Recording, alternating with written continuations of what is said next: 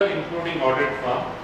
And what I wanted to point out is, any expert or advisor or consultant or other person for any incorrect or misleading statement made to the company or for any fraudulent or not. So incorrect or misleading statement.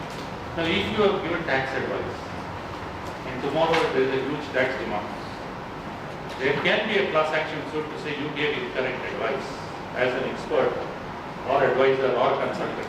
So even now lawyers are worried of this section. They are saying this is too draconian. In India the suit will be filed, then you will fight it for years. Next generation. Okay, that's a positive also. It will never happen. Okay. So broadly there are huge challenges, enhanced roles, independence requirements, punishments, positives of legal recognition of auditing standards, consolidation is a positive. Fine, this is where we are.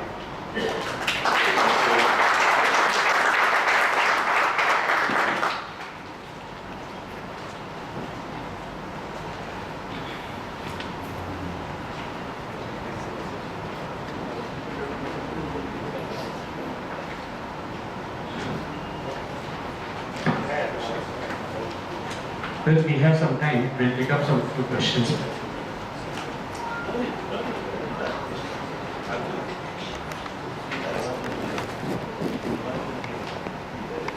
Yes, please. Arbitration services are provided. Pardon? Arbitration. Administration. Arbitration. Arbitration services is not you can be done. You see, internationally, again, as I said, the only scope where it can be disqualified here is management services. Internationally, you can even do tax services, but you can't appear before judicial authorities. That means tribunal you can't appear. Up to tribunal you can represent the company and go on. So arbitration, you can assist in arbitration proceedings or advise in arbitration, so long as you are not taking decisions on behalf of the company. You can be arbitrator. Then there is a conflict. If you are an arbitrator, you are deciding for or against, and you are taking a decision in a way for or against the company. And therefore, put in a position of conflict is an outcome. What is the valuation? Pardon? Valuation. Valuation services in my view you are disqualified because you tend to rely on your own work. If you had similar issues on valuation services in the past, again because the US rules were fairly stringent, where RBI required that you have to, the valuation before where there's inbound investment or outbound investment, there's a certificate and you the auditor evaluation methodology. Similarly, there were situations where auditors were involved in swap ratios and amalgamations. So the US law was very stringent. Auditors could not undertake, they had to go to the bank and say would be fine. The second issue was when amalgamation etc. the swap ratio came in. There was a view that auditors were allowed to do it because an auditor only recommended. It was not used as a basis for a transaction.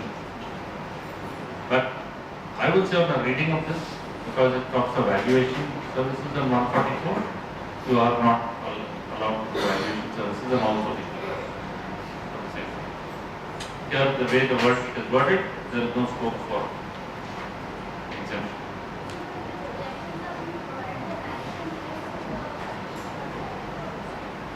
Projections provided to the management, you are not doing a valuation. What you are doing there is you are looking at projections for reasonableness, and your report will clearly say, and the institute guidance is also there so far as that is concerned. You are not taking ownership for the projections.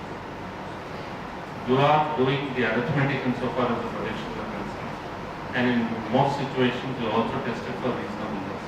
You have enough caveats to say what you have not done. And the investors also should do their own due diligence. So you are not doing a valuation. Yes.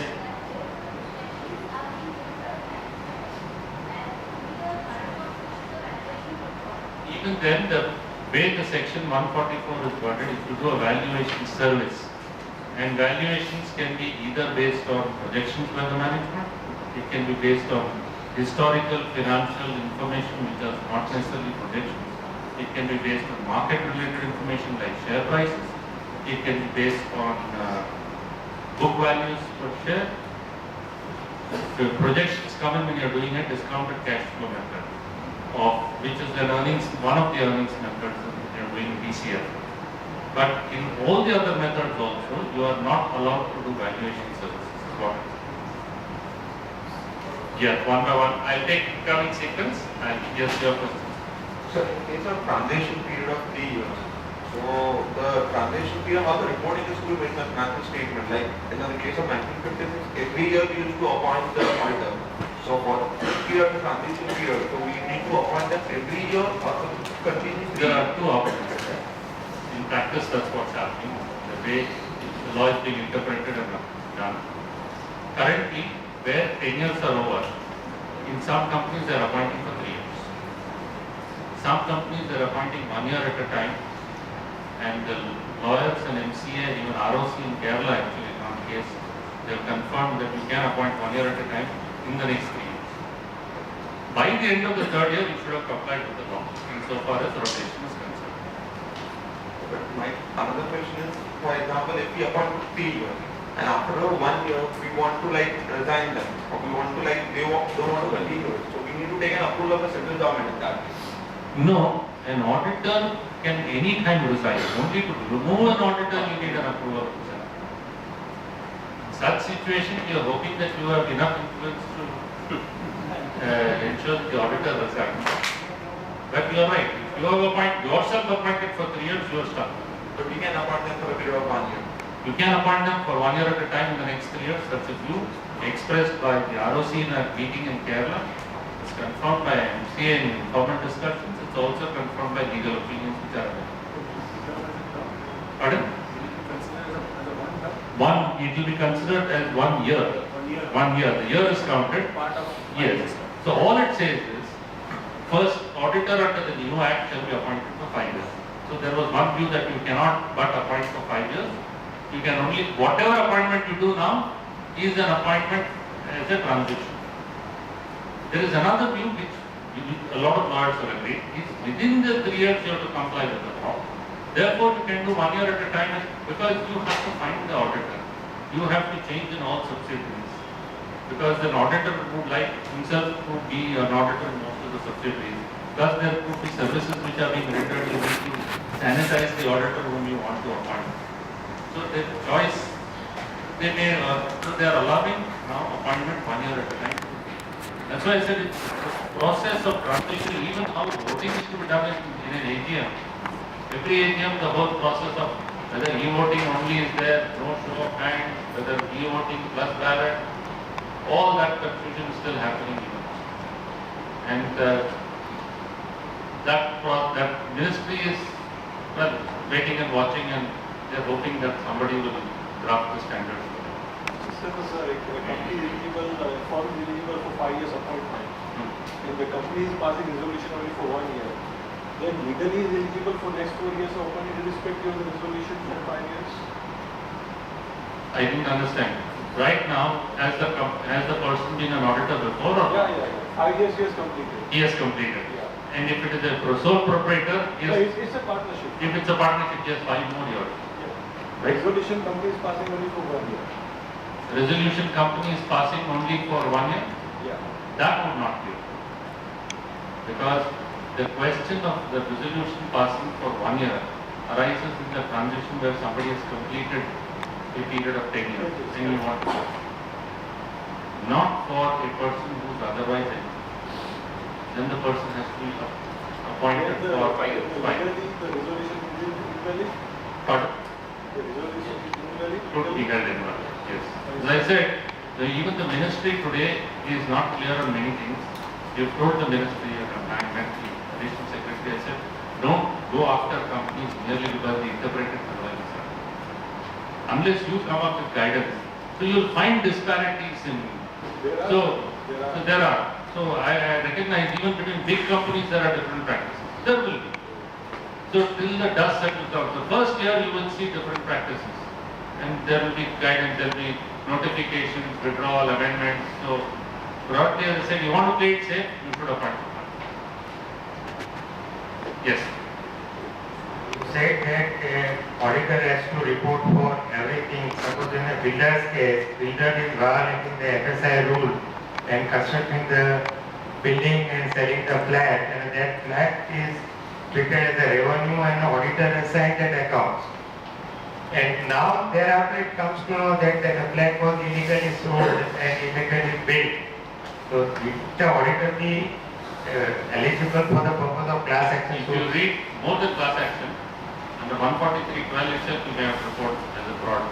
Then the auditor doesn't know whether he has constructed within the permissible or not. He said, I have got 24 flats and 24 flats. Class action, I'll first deal with both. 143.12 relates to auditor reporting fraud, it's linked to section 447. So if it is illegality of construction, it's a fraud by officer or employee of the company, then auditor has to report. The second is a class action suit is an auditor or audit firm or any advisor, auditor for wrongful financial statements, and any advisor on any advice given which has resulted in a loss. In both cases, the class action suit is possible. Now, the illegality of a transaction doesn't make the accounts unfluent. You have to distinguish between accounting being incorrect and the transaction being illegal. An auditor's report does not guarantee legality of audit. An auditor has to factor, there is an auditing standard insofar as illegal act, there is also an auditing standard on fraud, which auditors require consider the implications of the illegal act insofar as financial liabilities, etc.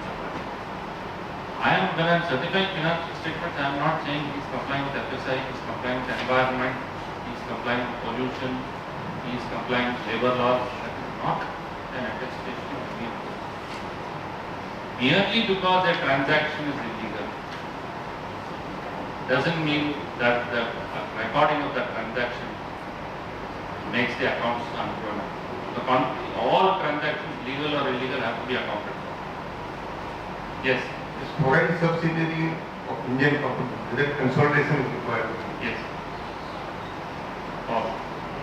Foreign subsidiary will come if it itself has subsidiaries. Indian company has a subsidiary. Abroad. If an Indian company has subsidiary anywhere, if it has a subsidiary or an associate, consolidation. So declaration of Yeah. quarterly results is mandated by clause 48. SEBI. Yes. Now, Companies Act mandates consolidation also. Correct. So, now going forward, is it the first quarter results will be consolidated results in the first quarter? See, SEBI, if you see clause 41 governs the reporting requirement under SEBI on a quarterly basis. Clause 41 currently, as it stands, requires you to take a decision at the beginning of the year as to whether you will publish standalone or you will publish standalone and consolidated or you will publish consolidated only. You have to exercise that option. And once you exercise that option, you cannot change that during the year. Second is, assuming you exercise the option of publishing consolidated only, you again have two options. You can publish consolidated financial statements on IFRS basis or on Indian GAAP. Further, once you publish consolidated financial statements, you have to put up the standalone financial statements on the website, and in the consolidated financial statements, you have to give information, three sets of information. You have to give the information of the top line, you have to give the information of profit on standalone basis, and you have to give the information on net assets on a standalone basis.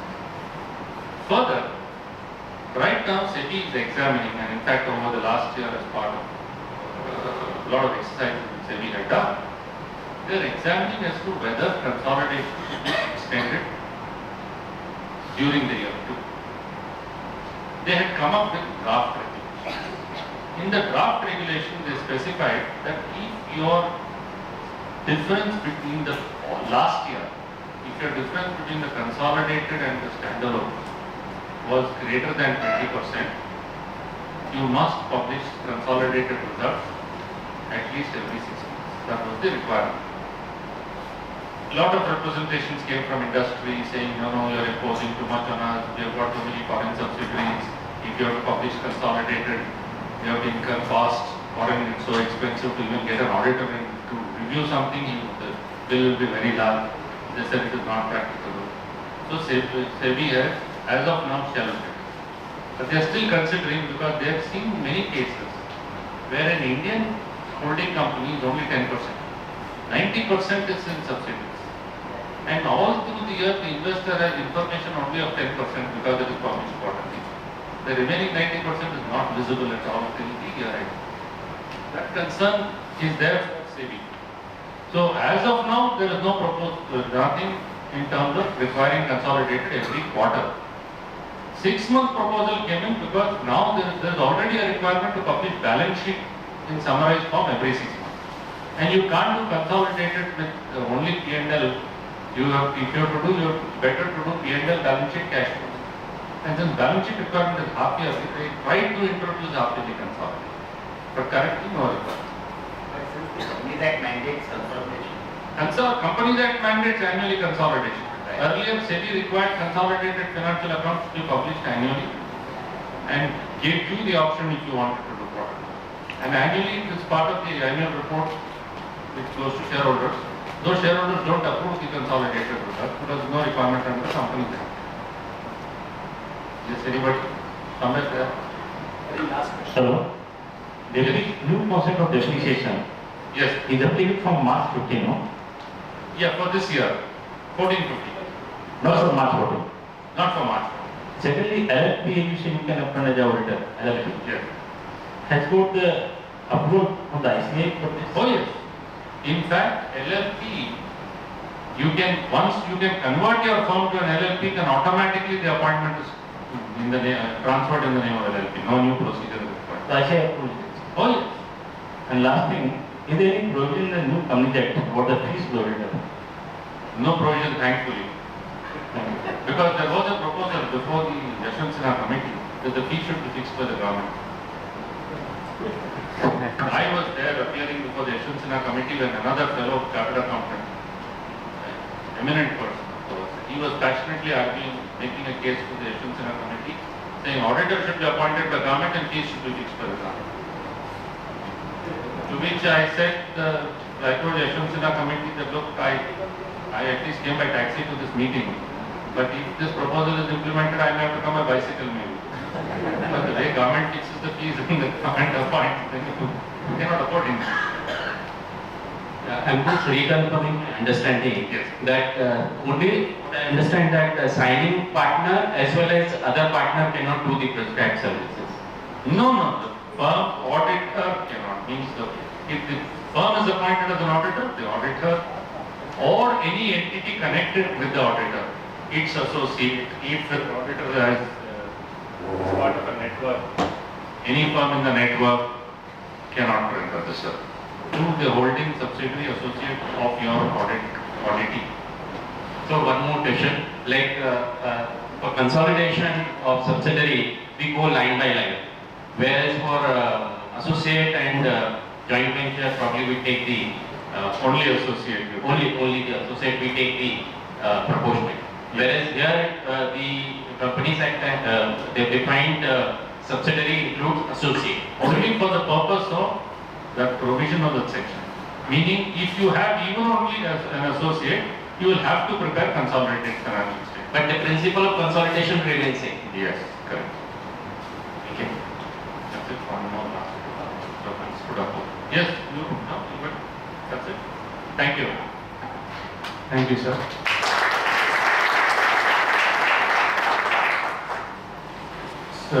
Sir mentioned about the draft notification about the private limited companies. Friends, let me share with you and inform you that this was done through Dr. David Somalia, and the chamber was very substantially involved in this. Further, the co-chairman of the Law and Representation Committee, Mahendra Bhai, is sitting here. We are also giving some other representation before the ministry for whatever problems we have. Friends, I am sure It was a very authoritative, informative and a fluent exposition of the subject. And by now we know that the amendments are terrorized and we must be thinking twice whether we should continue with the attestation and assurance services. But let me tell you one more thing, that there are other benefits of this amendment, sir. It will bring harmony and peace in the society. Because now chartered accountants cannot afford to fight with their father, stepfather, brother, sister, daughter, daughter-in-law, whatever. With this knowledge, I would just request Shobji to give a vote of thanks, propose a vote of thanks and also make some announcement. Thank you. Friends, first the announcement, as was announced yesterday, we have now next session on 2nd July, wherein we will discuss transitional provisions, draft